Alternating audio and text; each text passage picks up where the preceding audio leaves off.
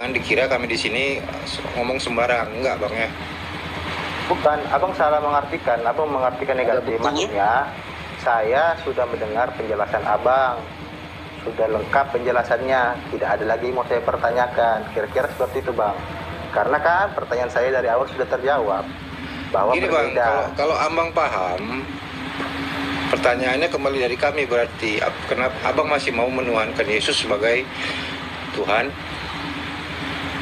Karena kalau Anda masih menuhankan Yesus sebagai Tuhan, Anda belum paham dengan yang kami sampaikan dari tadi. Kembali lagi. Kalau itu saya tidak bisa jawab ya bang ya. Nah, masalahnya di situ. Jadi yang nggak bisa jawab tuh abang sekarang kan.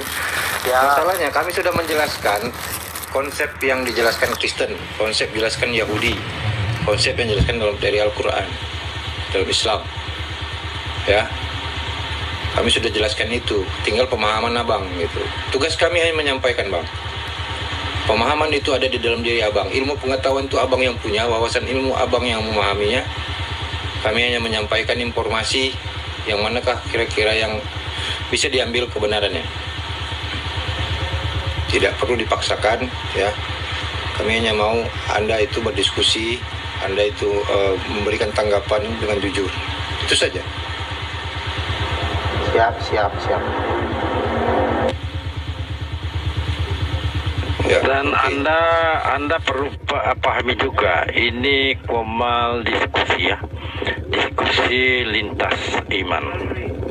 Ketika Anda bertanya, tentu pertanyaan yang sama nanti mengarah ke saudara. Ya, bagaimana? Mari kita kaji kebenaran yang secara tertulis. Jangan berdasarkan dogma doktrin dari pendeta. Itu tadi saya sudah jabarkan ya. Mulai dari pernyataan Musa mengenal Allah satu-satunya yang esa. Diulangilah 29 pernyataan yang sama. Diulangi lagi, diperkenalkan lagi di Al-Ikhlas ayat pertama. Itu kepada Rasulullah itu kami sudah jabarkan ya. Sekarang seharusnya Anda ya menjabarkan juga apakah sama Tuhannya orang-orang Kristen dengan sesembahan yang dituhankan oleh para nabi terdahulu. Itu loh, supaya di sini kan sharing-sharing aja ya, kita sharing-sharing. Sekarang Anda boleh menjabarkan, silakan. Ini Brian Harit ini, selamat siang. Halo, selamat siang.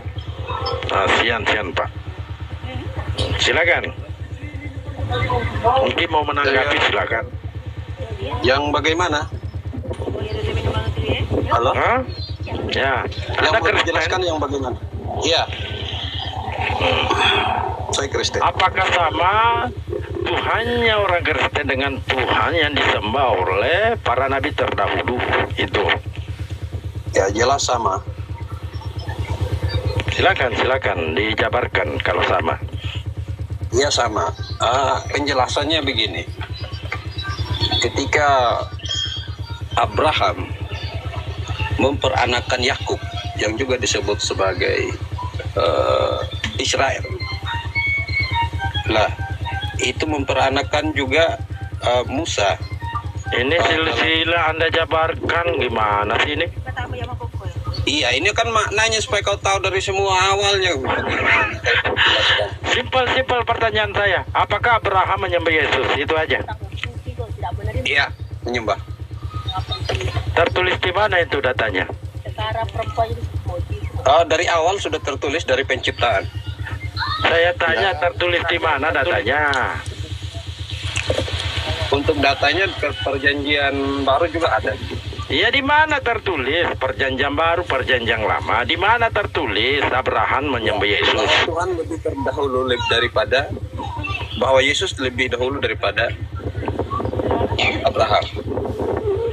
Tertulis di mana saya tanya? Ya, Silakan carilah.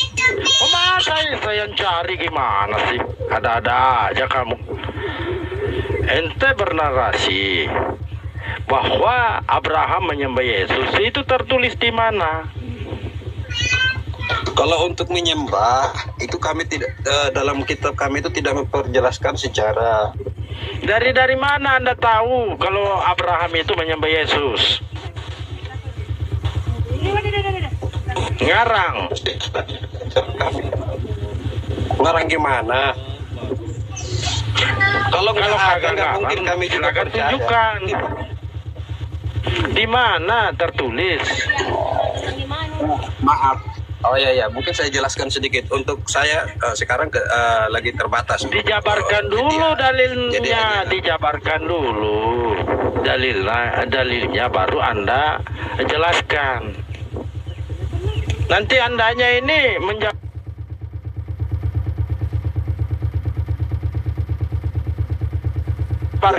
menjelaskan lalu dalilnya kagak ada. Itu artinya ngarang.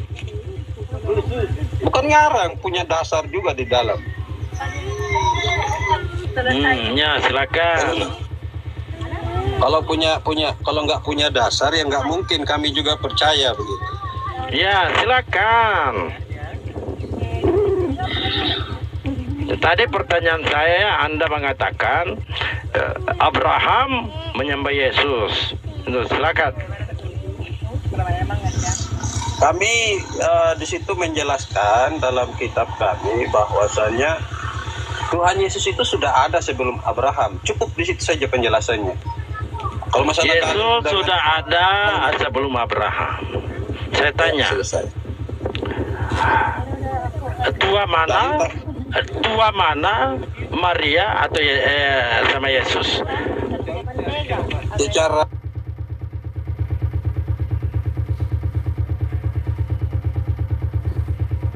manusiawi, Oh, secara manusiawi. ya jelas. Silakan. Tua mana Maria atau Yesus? Secara lahir ya, sudah pasti ibu lebih tua daripada anak. Oh, lebih tua. Tua mana Abraham atau Maria? Abraham. Maria tua, Abraham. Maria lebih tua Maria dibanding Yesus karena Yesus anak. Nah, dari mana literasi Anda mengatakan Yesus lebih tua dibanding Abraham? Ya, karena sudah dijelaskan di kitab-kitab sebelumnya. Tertulis di mana itu, Pak? Saya mau buka ini juga, saya mau baca ini, Pak. Saya tidak ada kitab elektronik yang mudah didapat ya, jadi agak. Ya udah, kembali gini lagi aja seperti Ya, yang lanjut, tadi Bang disampaikan, Pak. Jadi yang benar itu adalah ini Pak ya. Saya membaca kitab Anda bahwa yang tepat itu Yesus adalah seorang hamba dari Tuhannya Abraham, bukan Yesus yang disembah oleh Abraham. Oh gitu. Saya Jadi begini. iya. Jadi ya saya mungkin jelaskan yang menjadi satu keyakinan. Enggak, menurut Anda saya menyampaikan berdasarkan dari Bible. Anda setuju atau tidak? Setuju. Tergantung pembenarannya. Kalau pembenarannya itu berdasarkan Al-Quran, menyesuaikan dengan apa yang di Al-Quran. Bible, saya tidak bawa Al-Quran. Kalau Al-Quran sudah finish, saya tidak bawa Al-Quran, saya pakai Bible. Nah, hasil dari yang saya baca adalah Yesus itu bukan Tuhannya Abraham. Yesus itu adalah hamba dari Tuhannya Abraham, gitu Pak. Oh iya, itu kan versinya Pak. Kalau menurut kami, Versi Bible. Iya, itu kan menurut pemahamannya Pak. Kalau menurut pemahaman kami ya. Ada datanya itu, Pak. Jangan Anda ngarang-ngarang. Lanjut, Bang Alif. Karena masa penciptaan, kenapa kami meyakini itu masa penciptaan? Di situ Tuhan tidak pernah bilang saya menciptakan. Baiklah kita menciptakan langit dan bumi, gitu. Bukan saya, bukan Allah sendiri, Allah yang dimaksudkan itu bukan engkau. Loh, gimana sih? Kok jadi kemana-mana? Anda mau bahas kemana ini? Nah itu yang saya menjelaskan bagaimana Tuhan itu sudah ada sebelum penciptaan. Tuhan Yesus yang kami sembah itu Oke. sudah ada sebelum masa penciptaan. Oke, di kitab Anda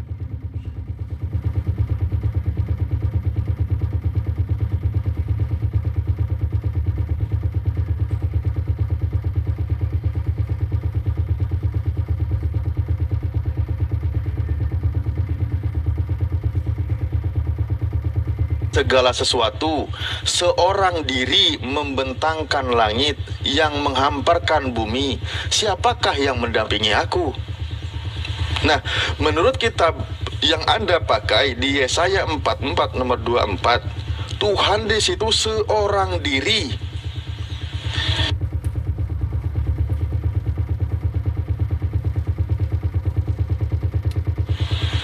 Bahkan di ayat lain dikatakan, dengan siapakah engkau akan membandingkan aku sehingga aku sama? Pertanyaan saya Pak di sini, kalau Tuhan berkata seorang diri itu kira-kira jumlahnya berapa Pak? Dalam Yesaya. Itu dalam kitab mana Pak? Yesaya 44:24 Pak. Oh iya.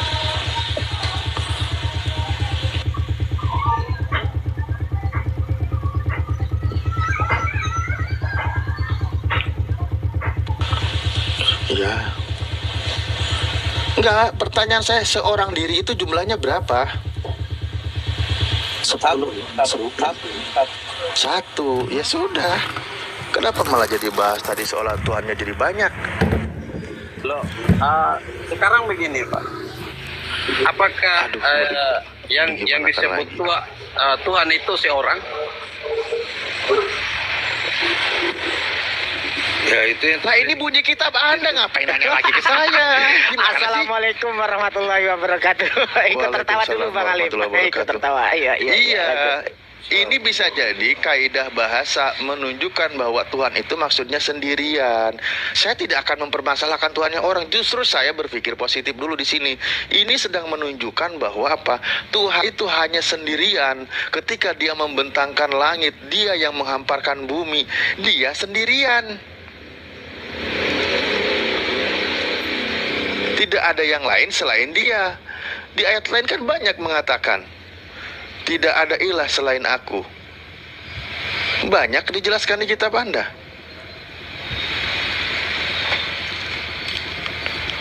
Nah, inilah yang dikatakan demikian, yang memang seorang diri. Bahkan tadi dikatakan di Yesaya juga ya, Yesaya 57 bahwa akulah Allah yang maha tinggi dan yang maha suci, yang hidup selama-lamanya.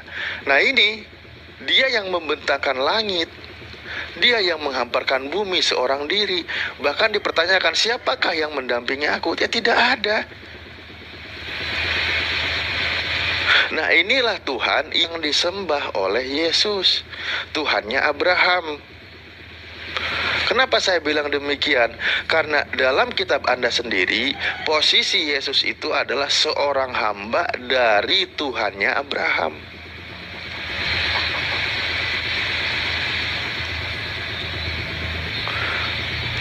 Nah, kalau dikira saya ngarang, Bapak bisa buka di Kisah Para Rasul 3:13.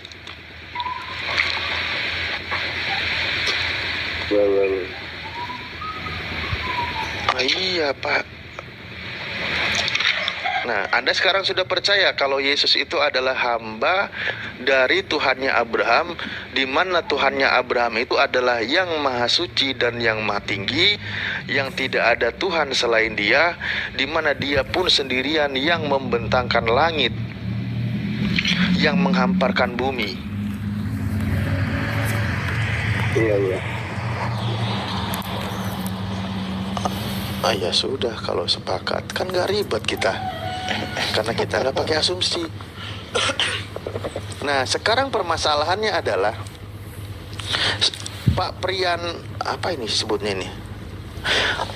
Pak Prian ini menyembah siapa Pak? Ya, sudah pasti menyembah Tuhan. Ya Tuhan Anda siapa? Tuhan saya Tuhan Yesus. Lah kan ini jadinya nggak nyambung. Ya beda, wajar. Pengajaran Kristen dengan pengajaran para nabi nggak nyambung. Karena Yesus sendiri adalah hamba dari Tuhannya Abraham, tapi Anda menuhankan hamba Tuhan.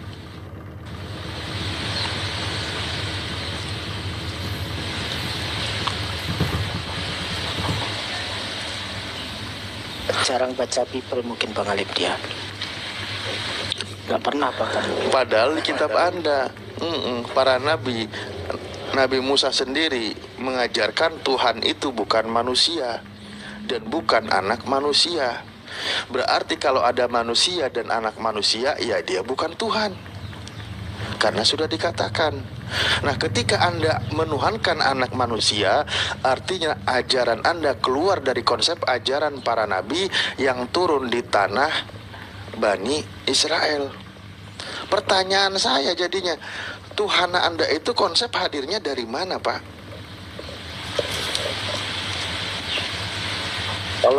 Kalau kami hanya berpatokan pada itu tadi, ketika masa penciptaan, ketika Tuhan berkata, Akulah Alfa dan Omega, yang awal dan yang akhir. Dan ketika pewahyuan dalam perjanjian baru, itu juga Tuhan Yesus sendiri menyebutkan. Di mana di perjanjian lama ada Alfa dan Omega, Pak? Alfa dan Omega. Buka perjanjian di Keluaran. Di Kejadian. Jadi ya Bapak buka di mana?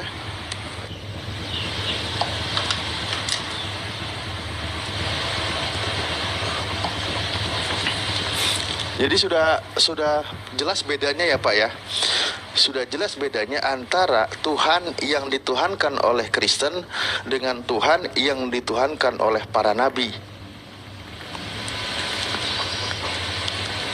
Nah, disinilah berarti konsepnya keluar dari konsep ketuhanan samawi, ketuhanan Abrahamik. Dari mana hadirnya? Nah, ketika kitab Anda banyak yang begitu lebih banyaknya surat-surat Paulus daripada Matius, Markus, Lukas, Yohanes, konsep ketuhanan ditawarkan keluar Bani Israel. Ketika konsep ketuhanan ditawarkan kepada bangsa Romawi, kepada di luar Bani Israel yang berkulub, ya laku. Contoh bangsa Romawi, di mana di sana adalah konsep inkarnasi Tuhan menjadi manusia. Karena di dalam dongengnya bangsa Romawi ada konsep, sebelum konsep ketuhanan Yesus yang manusia itu dituhankan, sudah ada konsep di mana ada anak Theos yang turun ke muka bumi dan dia adalah Theos juga, hasil dari menghamili seorang wanita. Kalau kita buka sejarah, ada namanya Dewa Hercules, di mana dia adalah anak dari Dewa Zeus, dan Hercules juga dewa. Hercules juga Theos, sebagaimana Zeus juga Theos. Nah, konsep ini Pak, ketika ditawarkan ke bangsa Romawi, bangsa Yunani, ya laku keras, sejalan. Karena mitos tentang konsep dewa-dewa Yunani memang seperti itu Pak. Iya. Padahal ajaran Bani Israel itu tidak ada yang begitu.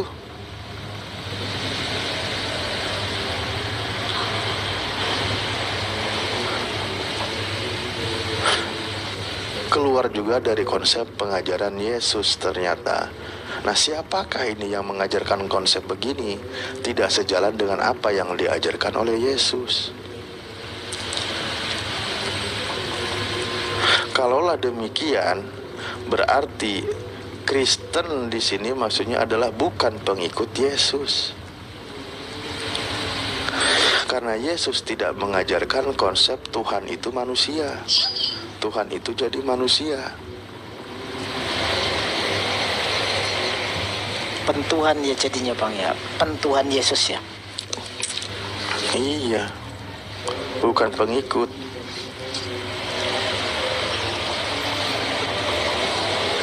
Intinya kami masih percaya bahwa sampai kapanpun Yesus adalah Tuhan. Ya, itu hak Anda, itu hak Anda. Jangankan Anda bilang Yesus adalah Tuhan. Seandainya di sini kami diskusi ada yang mengatakan sampai kapanpun tiang listrik itu Tuhan, itu hak dia. Yang jadi permasalahannya adalah nanti tiang listrik ini ngaku nggak kalau dia Tuhan. Yang jadi permasalahannya adalah Yesus ini minta atau mengaku nggak kalau dia itu untuk disembah. Sementara Yesus sendiri mengajarkan bukan menyembah dia. Kata Yesus, sembahlah Allah Tuhanmu, hanya kepadanya engkau berbakti. Kan gitu. Ketika Yesus ditanya oleh murid-muridnya, guru yang baik, bagaimana perbuatan apakah sehingga aku bisa masuk ke dalam kerajaan surga? Apa kata Yesus? Jangan kau katakan aku baik. Hanya ada satu aja yang baik, yaitu Bapa yang di surga. Jika engkau ingin masuk ke dalam kerajaan surga, lakukanlah segala perintah-perintahnya.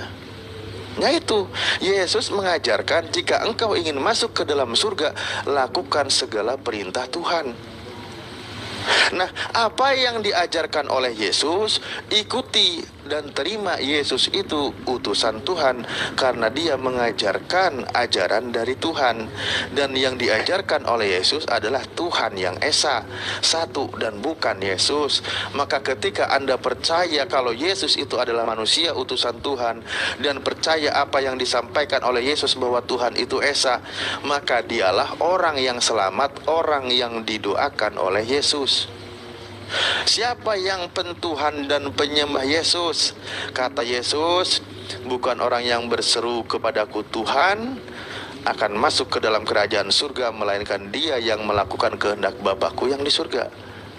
Di akhir zaman banyak orang yang berseru kepada Yesus, Tuhan, aku bermukjizat demi namamu, aku bernubuat demi namamu, dan seterusnya. Apa tanggapan Yesus ketika ada yang orang berkata demikian?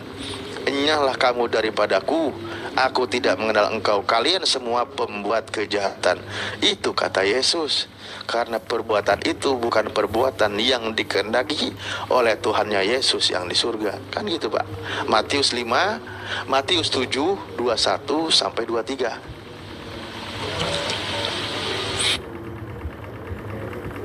Ya, bisa di...